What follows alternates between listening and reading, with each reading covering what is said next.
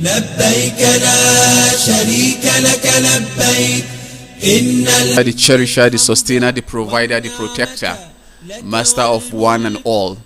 Complete salutation be upon the noble prophet Muhammad sallallahu alaihi wasallam, his companion, those who have followed him, those who are following him, and those who shall follow him until the day of Qiyamah. Amma ba'd, assalamu alaikum wa rahmatullahi ta'ala wa barakatuh. You're welcome to As-Salam Peace Magazine Echoes of Hajj. Today's edition, which happens to be the final episode, inshallah. Today is 13th Muharram, the year 1445, which is equivalent to 31st July 2023. And today is going to be the 35th episode of Echoes of Hajj, a program that gives you detailed updates on the activities of Hajj operations in 2023. Alhamdulillah, we have gone far. We started and gradually we had the voices of a lot of stakeholders and also pilgrims there, the challenges, the triumph and the uniqueness of the Kingdom of Saudi Arabia. The sight and sound, everything was captured on this program, inshallah. My name is Ali Doma, and today also I have with me in the studio our correspondent, our reliable correspondent who sent us a lot of feeds from Saudi Arabia, in person of Al-Hajj Abdul Salam Abdul Fattah with me in the studio. Assalamu alaikum and welcome on the program. Ameen. Amalaikum salam wa rahmatullahi wa barakatuh. Inshallah, today, as always, we will start with flight updates. Afterwards, we will come back to have some interaction concerning Saudi Arabia, some of the unique features of Saudi Arabia, and also the Hajj exercise entirely with our guest, inshallah. Afterwards, we will take a listen to some voices that we have had during the course of the program up till this moment. It's actually an emotional edition for me because it happens to be the last episode, just like I said earlier. Let's start with the flight update. Flight number 171, which is that of Aero flight that departed Jeddah to Yola with 452 pilgrims and 3 officials. 448 pilgrims from Taraba, 4 from Adamawa. And flight number 172 is a Max Air flight that departed Jeddah to Kano with 545 Kano pilgrims and 3 officials. Flight number 173 is that of Max Air flight that departed Jeddah to Katsina with 415 Katsina pilgrims and 6 officials. Flight number 174 Asman flight that departed Jeddah to Kaduna with 400 Kaduna pilgrims and 7 officials. Flight number 175 Air Peace flight that departed Jeddah to Ilorin with 271 pilgrims, out of which 270 Kwara pilgrims and 1 Imo pilgrim on board. Then flight number 176 is that of Max Air flight that departed Jeddah to Kano with 558 Kano pilgrims, and the flight number 177 is Aero flight that departed Jeddah to Yola with 456 Taraba pilgrims and 3 officials. Flight number 179 is Air Peace flight that departed Jeddah to Kaduna with 274 pilgrims and 4 officials, out of which Kaduna has 270 pilgrims while Kwara has 4 pilgrims on board. Flight number 180 is a Max Air flight which departed Jeddah to Kano with 376 Kano pilgrims and 11 officials. Then the last flight update that we have so far, which is flight number 181. Okay, no, 181, I beg your pardon, is Asman flight which departed Jeddah to Kaduna with 399 Kaduna pilgrims, and that brought the total airlift to 71,962.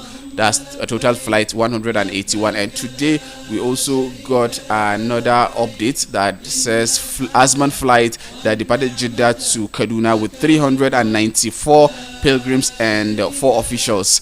Kaduna pilgrims on that flight 393, while Gombe has 1 pilgrim in that particular flight. So far, this is what we have concerning flight update. Total flights of 182 and total airlift of 72,330 and 56 rather.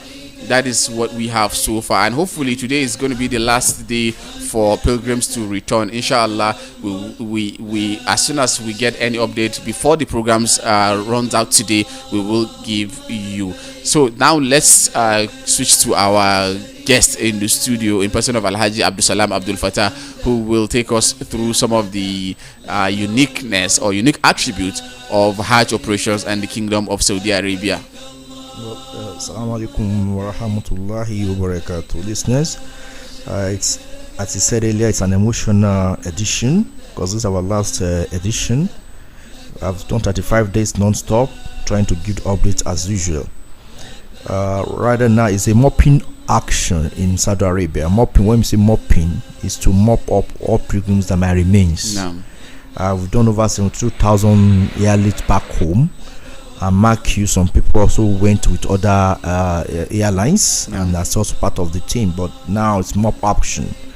The exercise was to be concluded on 3rd of July, or the 3rd of August, I meant. But unfortunately, the National Commission decided to bring it back down to tomorrow or today, overnight.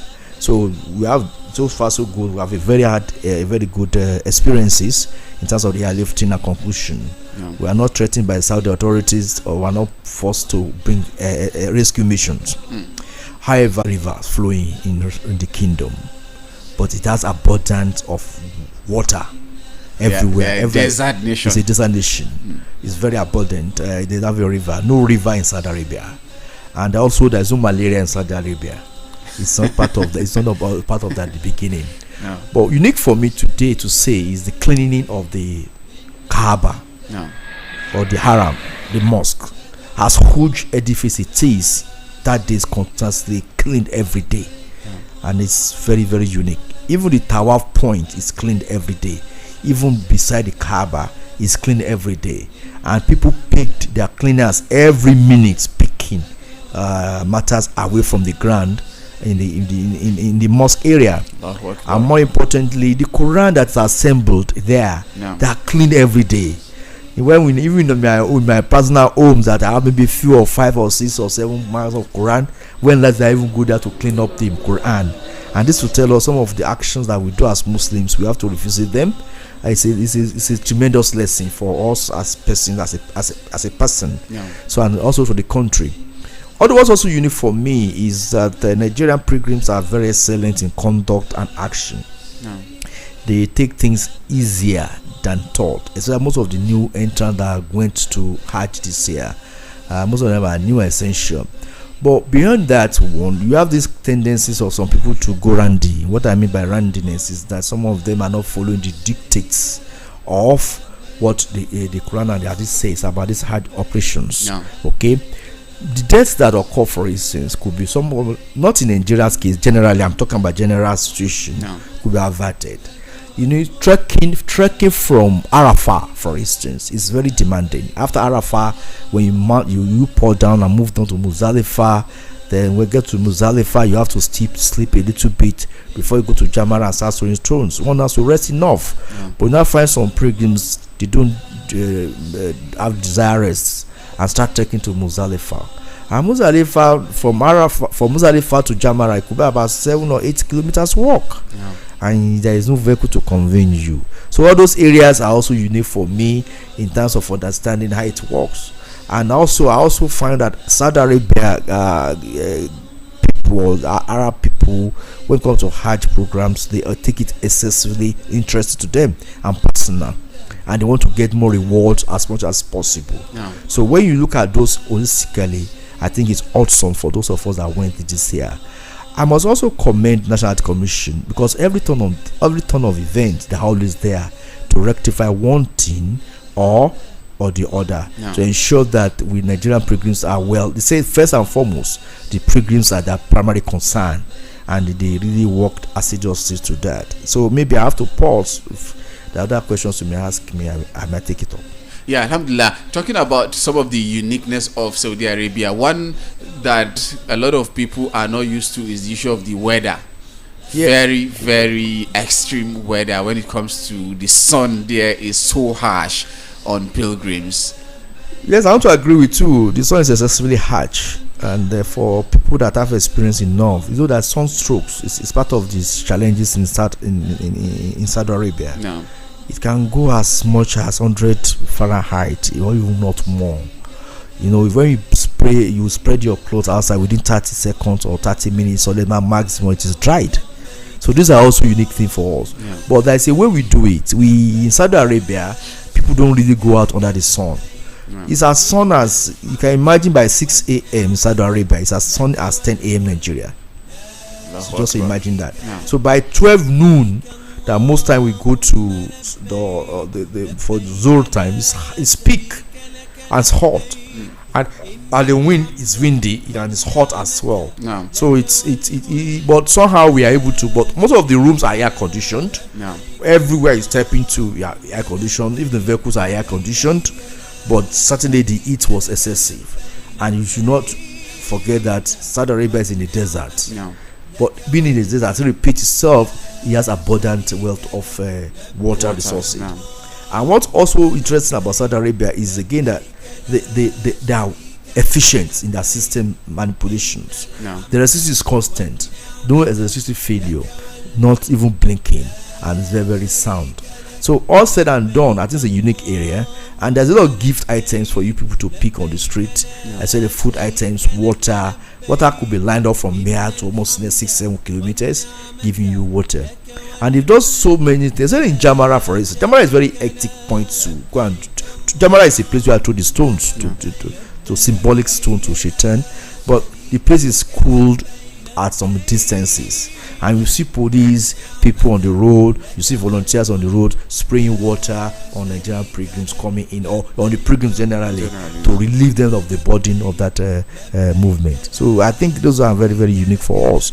And also, let me also say that, well, there are challenges, as we said, but once you take it in strides, that it's one of those things that must come when you are trying to attend to 95,000 people or 2-something million people. No. Or even Saudi Arabia was overwhelmed. No. But at least their organization is excellently superb. Organizing the pilgrims with that much Azul, 2.5 million, 2.2 million, 2.1 million, is unique within a space of time. When you go to a haram, for instance, they are so much efficient in management, crowd management, that you wonder how they do this. The demarcation, the movement is so precise that you can't get it wrong. You can't bust into yourself, or you can't bump into anything. You have a designated areas, and they work 24/7. The police, the volunteers, the imams of the mosque, the Islamic workers or workers of the mosque, they are constant. Yeah. The toilets are well cleaned every turn of time, because they are very, very cleaned. Okay, and you imagine how are they doing this daily, every day. Not you can't see cobweb in the mosque. You can't get to Saudi Arabia, and you must give it to them. Now, and okay. And also, sorry to cut you there. I want to hear your take on the uniqueness of the fact that people come from different parts of the world, but coming together as one, singing the same praises, dressing in the same kind of clothes. Yeah, that is a very unique of that, because apart from that uniqueness, we see ourselves as one. No. I remember in Medina. No poor, no rich, no person of color. No. You are one. You cannot even identify whether this man is rich or poor, or low or high, or governor or minister or whatever. No. That is not in Saudi Arabia. No. The uniqueness of that dress is very unique, as well. The Iram dress is that it is just two clothes for the men. No. You know, the women have it better because they are allowed to wear whatever they like. No. And that one giving them access to Kaaba more than the men. No. At a point in time, if you are not in your Iram dress, you can't go near the Kaaba itself. You have to be at the perimeter of the mosque. But that unique dresses give us a lot of leadway. It unifies a leveler and reminds you that what is it all about? Wherever you are, especially when you are coming from Africa and you start thinking you're minister, you are president. When you get to Saudi Arabia, you'll be humbled. Nothing like that. Everybody's on the street. But we are friends for each other. We share food together, we share drinks together. They be calling you, Hajj, come and eat with us, come and move on with us. And language is a barrier. It's a serious challenge in Saudi Arabia. They speak Arabic. Most of us don't speak Arabic. We speak English, but it's very difficult. Hardly when you see a Saudi Arabia person speaking English, you want to ask, how come are you speaking English? And they always ask, how come you also speaking English? But the uniqueness of this Hajj is the dress is very unique for us. That's one key. The friendship, the comradeship is also very important to us. It's bring us together, and everybody's wishing each other the best of luck. And mark you, photographs was also part of the uniqueness of it all. You see young boys, young girls, young men, old men, they want to take picture. They don't know you. They will post for picture for you. They will say, take my picture, take it to your country. This is part of what we come from. So they will post for you. They want to make you happy as a pilgrim. Okay, so for me as a person, it's all encompassing. But I must salute Saudi Arabia for their crowd management and crowd control. And they don't take rubbish from anybody. The whole of the perimeters of Kaaba is fenced out to some distances. The cars cannot get there, so you have to walk, and that is also unique for them. Okay, so now I will take a listen to this particular interview, which is that of the CEO of the National Hajj Commission of Nigeria, Inshallah, Al-Haji Zikrullah Kulle Hassan. We'll take a listen to his voice and we'll come back to see our final farewell on the program, Inshallah. Thank you. And I will tell you our observation. First, I would like to react to the fact that there's invasion this year from people who are illegal pilgrims, and I agree with you. And there were invasions and they were embarrassing. I don't know the percentage, but we see people who had no business in being there, and therefore those people, few days after Muna, they turn Muna into a market. They turn it into a bazaar, into a carnival. And at that time, the whole essence of the Hajj was almost lost. But my response to that is that we are not in a position to checkmate them. We do not have security control, so there's no way we can check the invasion, which we also believe is an embarrassment to us. There's no way we could check them. The only appropriate authority who could check them are our host. What I'm trying to tell you is the feedback from our pilgrims, particularly when many of them were feeling the pain, and they did not also know that we are sharing in the pain, but that we are helpless. First is the issue of the tent. Our belief is that the same tent that we used for last year's Hajj of about 43,000 is the same tent we used for 95,000. That's our belief. There is no way it can be adequate because last year's sale was merely managed. So at that point, we already knew as people were going to Muna ahead that this year, with or without illegal invasion, the Muna challenge is going to be there. And you will agree with me that it's a long time that we have Hajj with this kind of harsh weather. And many pilgrims who look towards an enjoyable Hajj have to find themselves under the sun for days. And there were nowhere else to go except to remain under the sun. Many don't know that the best we can do as an Hajj mission is only to complain. We had no power or control over the tent. We were just helpless. And this is not a good one for the pilgrims who have looked towards a very enjoyable Hajj. For many of them, they have saved for years to come, and for many of them, it will be their only one-time experience. So staying under the sun, looking at the Hajj mission, and we're helpless, is indeed something that we feel that it's not the best for the pilgrims. Granted that there were invasions, but in cases where people noted the invaders, they were chased out of the tent. But still, it has not solved the problem. Many people were still there. Old people, sometimes sick people under the sun. The kind of sun they are not used to. The second one was the issue of catering. Like the tent, as for catering, also, the best way we could do was only to complain. Our only contribution as far as catering is concerned is just the menu. Other contributions is maybe to pay. We have no other contributions.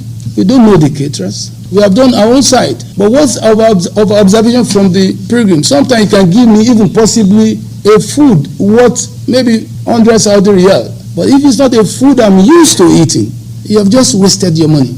Our belief is that if you cook a rice for me, believe you me, there's a way a Nigerian man will cook rice different from the way other people will cook rice. So no matter how much you try, the rice will not be something you will like eating. So this year, very many food were just left untouched. Some of the food came very late. Some of the food came very late. And you know, for people who had no access to kitchen in the tent, that was why even some of the invaders were able to come more, because some started selling food, and these were the food the pilgrims are used to from their home country, so they find it more attractive. So that in itself, because they were not enjoying the kind of food they want, allowed the invaders to come in more and just turn the place into what I can call an horrible situation.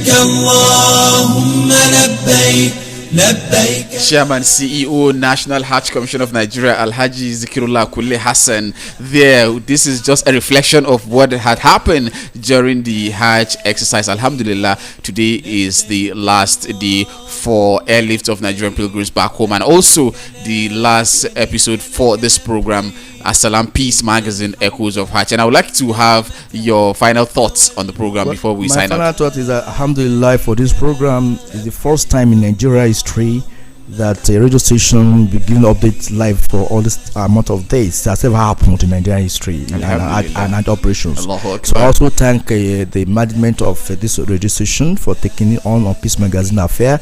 Let me also thank the National Commission itself, starting from the chairman, member of the boards, and all other staff of NACON who have provided the needed information to be able to do this program. May Allah continue to be with us and guide us till we see you next year, inshallah. Assalamu alaikum wa rahmatullahi wa barakatuh. And from my end, Ali Udoma, I say thank you for listening to the update we bring to you so far. Alhamdulillah, today is the last edition. Until we come with another interesting program, if God spare our life next year, we will certainly bring you. Assalamu alaikum wa rahmatullahi ta'ala